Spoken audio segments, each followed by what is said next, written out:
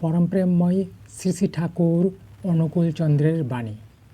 চলার সাথী বই থেকে পাঠ করছি, পৃষ্ঠা সংখ্যা 16। সুখ যাহাতে তোমার বিংটাকে সজীব, উন্নত ও আনন্দিত করিয়া পারিপার্শ্বিককে চারাইয়া সবাইকে উৎফুল্ল করিয়া তোলে। সুখ যদি বলিতে হয় তাহাকেই বলা যাইতে পারে। বাণী সংখ্যা 28। বন্দে পুরুষোত্তমম।